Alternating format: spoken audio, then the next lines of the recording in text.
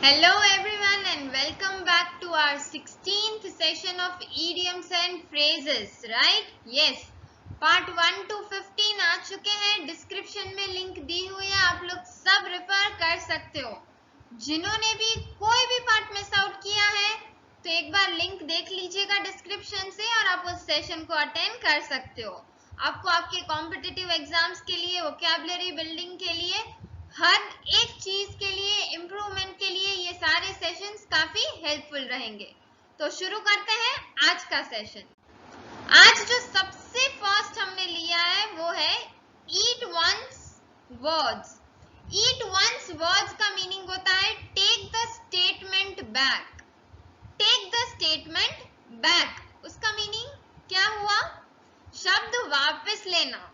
हम कुछ बोल चुके हैं ऑलरेडी, कोई स्टेटमेंट पास कर चुके हैं, कोई बात बता चुके हैं, लेकिन उसे वापस लेना, उसे कहा जाता है ईट वंस वर्ड. एग्जाम्पल लेते हैं, एकदम क्लियर हो जाएगा. I said he would never win, but I had to eat my words. देखिए मैंने क्या कहा, क्या स्टेटमेंट पास किया? That he would never win. वो कभी जीत ही नहीं पाएंगे. लेकिन यहाँ पे ये बात समझने की है कि जब भी, जैसे ही वो कंपटीशन खत्म हुआ या वो टूर्नामेंट या जो भी चीज थी, उसके खत्म होते ही I had to eat my words, मुझे अपने शब्द वापस लेने पड़े क्योंकि वो जीत चुके थे. मैंने कहा वो नहीं जीतेंगे, लेकिन वो जीत चुके थे. तो जो मैंने कहा I take my words back. Eat one's word, शब्द वापस लेना. नेक्स्ट आता है eat one's heart out. Means to suffer silently. चिंतित होकर खुद ही सब कुछ सहना, उसे कहा जाता है ईट वंस हार्ट आउट. यानी किसी से कुछ भी शेयर ना करके अपने मन में ही रखना, खुद अकेले ही चिंतित होते रहना, किसी बात को लेके अकेले ही अंदर परेशान होते रहना, सहते रहना. एग्जाम्पल लेते हैं. I feel awful for Mary. She has been eating her heart out ever since she found out she was rejected by her top choice school. Mary के लिए काफी बुरा लग रहा है. क्यों? Because she has been eating her heart out. वो अकेले ही सफर कर रही थी, चिंतित हो रही थी, परेशान हो रही थी, क्योंकि वो जहाँ पे उन्होंने अप्लाई किया, जिस स्कूल में वो जाना चाहती थी, वहां पे उन्हें रिजेक्शन मिल गया, वहां वो ज्वाइन नहीं हो पाई उस वजह से. तो बजाय किसी के साथ वो चीज शेयर करने के, वो मन ही मन घुटते जा रही थी, चिंतित होते जा रही थी. Eat one's heart out, which means to suffer silently. जब भी ऐसा कुछ होता है तब हम इसे सेंटेंस में यूज कर सकते हैं. ईट वंस हार्ट आउट. नेक्स्ट आता है एल्बो रूम. एल्बो रूम का मीनिंग क्या होता है? सफिशिएंट स्कोप टू मूव और फंक्शन. यानी काम करने के लिए स्वतंत्रता देना, फुल इंडिपेंडेंस देना, उन्हें वो स्पेस देना ताकि वो अपना काम जो है वो अच्छे से कर पाए. जब भी ऐसा कुछ रहता है तब हम कहेंगे एल्बो रूम. एल्बो रूम सुनते ही हमें समझना है कि इसका मीनिंग क्या होता है, कि काम करने के लिए पूरी आजादी दी हुई है, स्वतंत्रित होके, सफिशिएंट स्कोप है, वो फंक्शन कर सकते हैं, सोच सकते हैं, जैसे भी कार्य करना है कर सकते हैं. एग्जाम्पल देखते हैं. At first the management gave the new director plenty of elbow room. देखिए सबसे पहले एट फर्स्ट मैनेजमेंट ने क्या किया? डायरेक्टर को एल्बो रूम दिया. इट मीन्स उन्हें सफिशिएंट स्पेस दी, उन्हें स्वतंत्रित होकर काम करने के लिए जगह दी, उन्हें फंक्शन करने के लिए आजादी दी, कंफर्टेबल फील कराया, काम करने की स्वतंत्रता. नेक्स्ट आता है एंड इन स्मोक.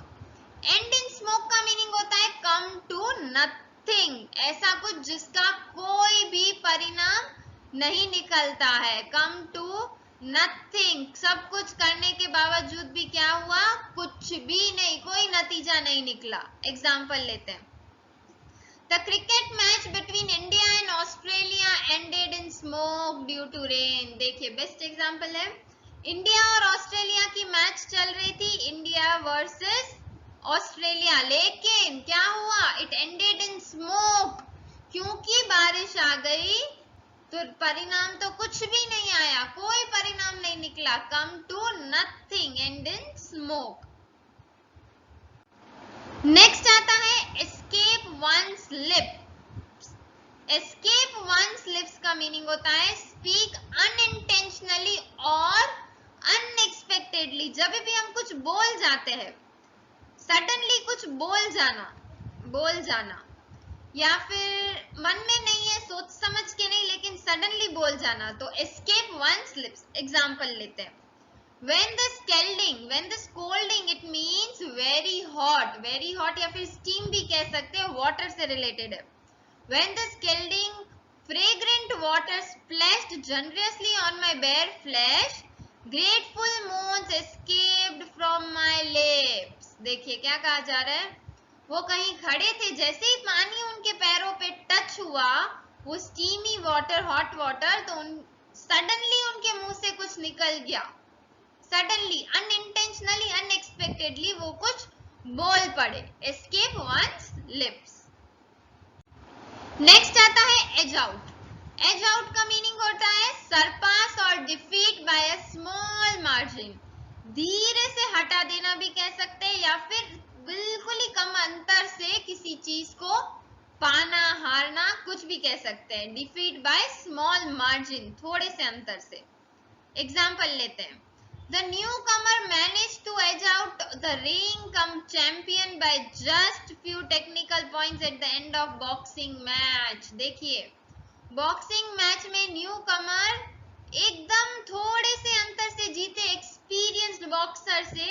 कुछ टेक्निकल पॉइंट्स ध्यान में रख के उन्होंने उस चीज को अपनी मैच में अप्लाई किया वो चीजें, और वो मैच जीत गए। Edge out, defeat by a small margin. Next आता है एगॉन। एगॉन का मीनिंग होता है किसी को उकसाना, to instigate, to proceed further. जब भी हम किसी को उकसाते हैं, किसी को इंस्टिगेट करते हैं, तब हम कहेंगे एगॉन। कुछ गलत करने के लिए उकसाना, या फिर कुछ भी ऐसा करने के लिए उकसाते हैं जब हम किसी को, तब एगॉन ईडियम का यूज होता है। एग्जाम्पल लेते हैं, His friends kept egging him on, but Rahul refused to steal watch। देखिए, उनके जो दोस्त थे वो उन्हें बार बार उकसा रहे थे, इंस्टिगेट कर रहे थे कि वो जो वॉच है उनकी वो चोरी कर ले, लेकिन राहुल ने क्या किया, एकदम से ही रिफ्यूज कर दिया, मना कर दिया कि वो ऐसा कोई भी कार्य या काम नहीं करेगा। Egg on. नेक्स्ट आता है ईक out. ईक out means supplement income, यानी आपकी जो आमदनी है उसे बढ़ाना या फिर निर्वाह करना। आप जो भी अर्न कर रहे हो, सैलरी समझिए या कुछ भी, प्लस और भी कोई इनकम का ऐड होना, ऐड ऑन, आमदनी बढ़ना, तब हम कहते हैं ईक आउट। एग्जाम्पल लेते हैं, Sachin eked out his income by getting a second job. देखिए क्या कहा जा रहा है, सचिन के पास ऑलरेडी एक जॉब थी, उनसे तो वो अर्न कर ही रहे थे, इनकम जनरेट हो ही रही थी, लेकिन साथ ही साथ उन्होंने क्या किया, एक और जॉब ज्वाइन कर ली, राइट। तो एक जॉब नहीं, दो जॉब से अब वो इनकम अर्न कर रहे हैं, तो ही ईक्ड out, right. Sachin eked out, कैसे, सप्लीमेंट इनकम मिल गई उन्हें, एक जॉब तो थी प्लस एक और आ गई, तो वो ज्यादा कमा रहे हैं, उनकी आमदनी बढ़ गई। नेक्स्ट आता है फेबियन पॉलिसी। फेबियन पॉलिसी यानी डेलिब्रेट स्लो पॉलिसी या फिर policy of dealing decision. Fabian policy होता है सावधानी पूर्ण विक्ट्री, ऐसी विक्ट्री जो कि डीले से मिलती है, सावधान रह के बहुत ही स्लो डिसीजंस लेके, लेकिन एंड में वो जीतते हैं। Fabian policies. एग्जांपल लिया है हमने, George Washington adopted a Fabian policy during the war of independence. Independence का जब वॉर चल रहा था, तब जॉर्ज वॉशिंगटन ने क्या अडॉप्ट किया, फेबियन पॉलिसी, यानी स्लो पॉलिसी, डेलिब्रेटली, सोचकर समझकर स्लो डिसीजन लेना, या फिर डिसीजन लेने में देरी करना, सावधान होकर डिसीजन लेना, टाइम लगाकर, फेबियन पॉलिसी कहा जाता है उसे। नेक्स्ट आता है फेयर एंड स्क्वायर। कई लोगों ने सुना होगा, फेयर एंड स्क्वायर मींस ना ऑनेस्ट वे, निष्पक्ष, फेयर एंड स्क्वायर ये डिसीजन है जिसमें कोई पार्शियलिटी नहीं है, कुछ भी नहीं है, एकदम सही तरीके से सब चीजों को ध्यान में रख के जो डिसीजन लिया गया है ऑनेस्ट वे में, इन ऑनेस्ट वे, निष्पक्ष होके। एग्जाम्पल देखते हैं। The supporters for the other team were angry, but we won the game fair and square. जो सपोर्टर्स थे दूसरी टीम के वो काफी गुस्सा थे, लेकिन हमने जो गेम जीता वो काफी फेयर एंड स्क्वायर था। ऑनेस्ट वे से हमने उस गेम को जीता है, सही तरह से, ईमानदारी से, निष्पक्ष होके, राइट? यस। तो ये हमारा आज का सेशन था इडियम्स एंड फ्रेजेस पार्ट 16। उम्मीद है आपको समझ आ चुका होगा। तो इस वीडियो को लाइक, कमेंट और शेयर कीजिए। हिमखोज के पेज को अगर अभी तक सब्सक्राइब नहीं किया है तो तुरंत कर लीजिए और बेल आइकन भी प्रेस कर लीजिए ताकि हमारे अपकमिंग वीडियो की नोटिफिकेशन आपको इमीडिएटली मिलती रहे।